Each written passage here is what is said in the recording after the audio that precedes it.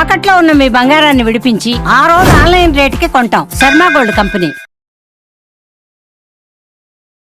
శ్రీమాత్రే నమః. శ్రీ గురుభ్యో నమః. తదుపరి వృశ్చిక రాశి. వృశ్చిక రాశి వారికి సంబంధించి ఆదాయం 2, వ్యయం 14, రాజ్యపూజ్యం 5, అవమానం 2.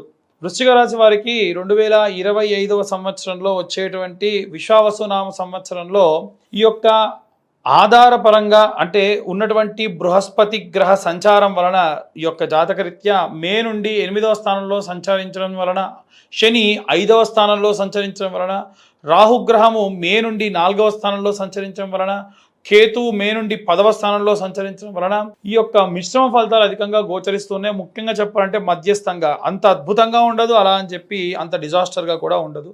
గతం కంటే చాలా బాగుంటుంది. గతంలో మీకు ఉన్నటువంటి భయాలు, ఆందోళనలన్నీ కూడా మీరు వదిలేసుకొని ముందుకు వెళ్ళేటువంటి కాలం అని చెప్పచ్చు. అయితే ఈ రాశి వారికి సంబంధించి ఖర్చులు ఖచ్చితంగా అధికమవుతాయి. మీకు వచ్చేటువంటి జీతం పెరిగినా, మీ యొక్క పరపతి పెరిగినా, మీకు సంబంధించి ప్రమోషన్ పెరిగినా, మర్యాద పెరిగినా ఖర్చులు కూడా పెరుగుతాయి. ఖర్చులు నియంత్రించే విధంగా మీరు ప్రణాళికలు వేసే అవకాశం ఉంది. వృశ్చిక రాశి వారికి 5వ స్థానంలో శనిగ్రహ సంచారం వలన, 8వ స్థానంలో గురుగ్రహ సంచారం వలన ఆరోగ్య సమస్యలకు సంబంధించి జాగ్రత్త వహించాలి. లేదంటే గతంలోనే మీరు ఎన్నో రకాలైనటువంటి ఆరోగ్య సమస్యలు ఎదుర్కొన్నారు, మళ్ళీ అవి రిపీట్ అయ్యే ఛాన్స్ ఉంది. ఆరోగ్యానికి సంబంధించే కాకుండా కుటుంబ సమస్యలు కూడా కొంతమేరకు మిమ్మల్ని ఇబ్బంది పడతాయి. మానసికమైనటువంటి ఆందోళన అధికమవుతుంది. ఈ నిరుద్యోగులకు ఉద్యోగ ప్రయత్నాలు సఫలీకృతం అవుతాయి. ఉద్యోగస్తులకు ఉద్యోగ శుభ ఫలితాలు ఖచ్చితంగా వస్తాయి.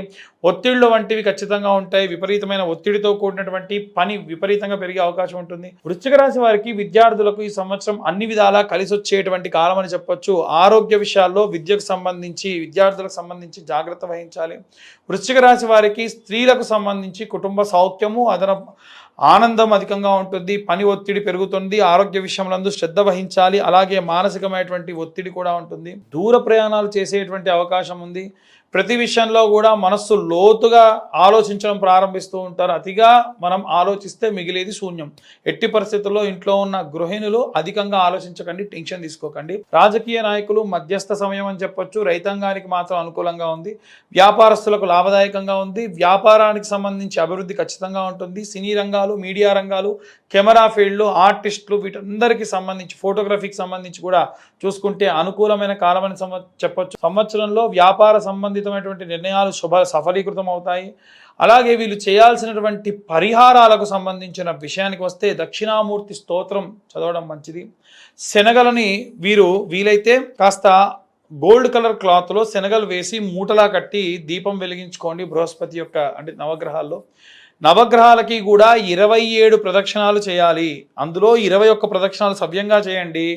3 ప్రదక్షిణాలు మాత్రం అపసవ్యంగా చేయండి.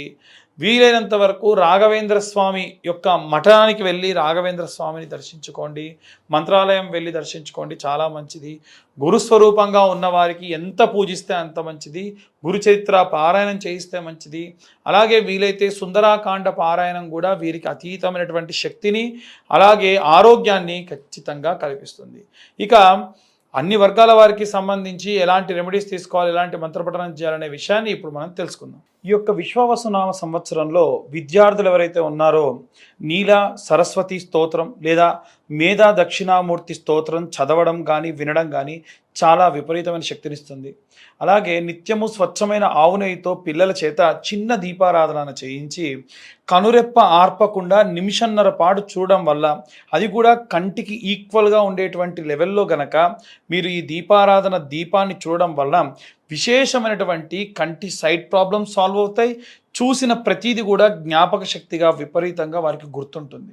అలాగే గృహిణులందరూ కూడా ఈ సంవత్సర కాలం మొత్తంలో కూడా మరకత వర్ణంలో లేదా పచ్చకర్పూరం కలిపినటువంటి కుంకుమ ఏదైతే ఉంటుందో దానితో అమ్మవారికి శ్రీమాత్రే నమః అనేటువంటి కుంకుమార్చన లేదా జపము 10,000 సంఖ్య చేయాలి.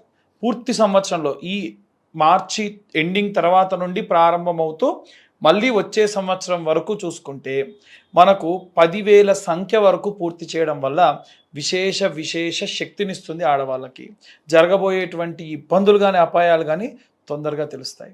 అలాగే ఉద్యోగస్తులు ఎవరైతే ఉన్నారో వీరు ఒక గోల్డ్ కలర్ క్లాత్లో కొన్ని శనగలు, ఒక 4-5 శనగలు సరిపోతాయి, వేసుకొని ఆరెంజ్ కలర్ క్లాత్ దారంతోనే దాన్ని మూటలా కట్టి నవగ్రహాల గుళ్ళో బృహస్పతి గ్రహం అంటే గురుగ్రహం ఎక్కడైతే ఉంటుందో అక్కడ గురువారం నాడు ఉదయం 7:20 లోపు మట్టి ప్రమిద, కొత్త మట్టి ప్రమిద పెట్టి దాంట్లో ఇది ఒక మూటను పెట్టి వీలైతే సంపెంగ నూనెతో కానీ లేకుంటే విప్ప నూనెతో కానీ ఆముదం కొంచెం కలిపి దీపారాధన చేయడం వలన విశేషంగా ఉద్యోగానికి సంబంధించినటువంటి ఇబ్బందులన్నీ కూడా క్లియర్ అవుతాయి. అలాగే ఎవరైతే వ్యాపారం చేసే వాళ్ళు ఉన్నారో సాంబ్రాణి పౌడర్గా దొరుకుతుందండి. ఆ పౌడర్ అలాగే తెల్ల ఆవాలు, ఆవు నెయ్యి 3 కలుపుకొని ప్రతి శుక్రవారం నాడు సాయంత్ర సమయంలో స్నానమాచరించి మీ వ్యాపార స్థలంలో ఒక కప్పుని వెలిగించుకొని అంబిక ధూప్ కప్స్ ఉంటాయి కదా, అలాంటి కప్స్ ఏదైనా వెలిగించుకొని ఆ పదార్థాన్ని తీసుకొని మిశ్రమం కలిపినటువంటి దాన్ని నుదురు దగ్గర పెట్టి అందులో వేయడం వలన, వేసేటప్పుడు మీ కోరికలు వాంఛలు కోరుకోవడం వలన మీ యొక్క షాప్ దగ్గరికి వచ్చేటువంటి గాలి ధూళి దిష్టి అన్నీ కూడా తొలగిపోతాయి. ఎందుకంటే ఒకసారి వ్యాపారస్తులు వ్యాపారం ఓపెన్ చేశారనంటే శౌచము అశౌచము ఉన్నవాళ్ళు, అలాగే రకరకాల చోట్లకు వెళ్ళొచ్చిన వాళ్ళు, మృతా శౌచంతో ఉన్నవాళ్ళు, జాతా శౌచంతో ఉన్న వాళ్ళు అందరూ వస్తారు. అలాంటి సంభావిత దోషములన్నీ కూడా ఇలా చేయడం వల్ల క్లియర్ అవుతాయి.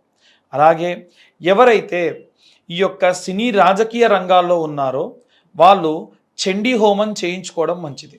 చండీ పరాదేవత మీకు ఉన్నటువంటి చాలా రకాలైనటువంటి, ఎందుకంటే పబ్లిక్ పోర్టల్లో విపరీతంగా తిరుగుతూ నరదిష్టి విపరీతంగా ఉంటుంది కాబట్టి పోవాలి అని అంటే చండీ హోమం చాలా మంచిది. సంవత్సరంలో కనీసం ఒకసారైనా చేయించుకోవాలి. కరుంగలి మాల లాంటివి ఏవైతే ఉంటాయో ఆ మాలలు కూడా ధరించడం మంచిది.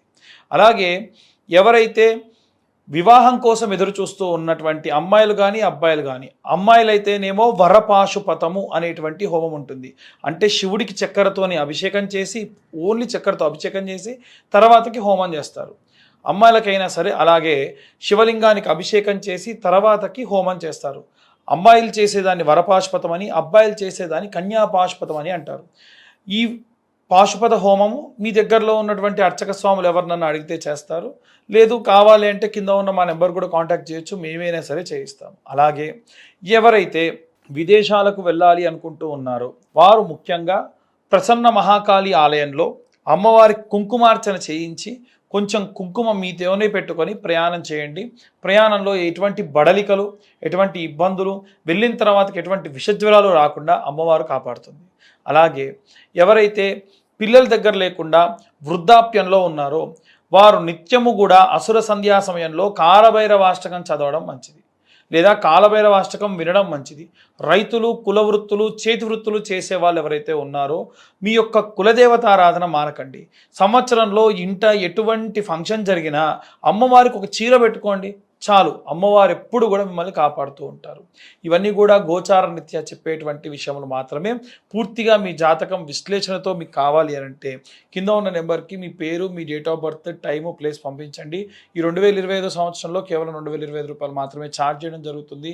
పూర్తిగా జాతకంలో లగ్నం నుంచి పంచమ, సప్తమ, నవమ, కోణ కేంద్ర స్థానాల్లో ఏ గ్రహ సంచారం ఉంది, ఎలాంటి రిజల్ట్స్ వస్తుంది అనేటువంటి విషయాన్ని డీటెయిల్గా మీతోని గంట పాటు డిస్కస్ చేసి మీ జాతకం విశ్లేషణతో చెప్పడం జరుగుతుంది. ఈ పూర్తి జాతకం కూడా 60 నుండి 70 పేజీల్లో మీకు అందించడం జరుగుతుంది. మరొకసారి అందరికీ కూడా విశ్వావసు నామ సంవత్సర శుభాకాంక్షలు. స్వస్తి.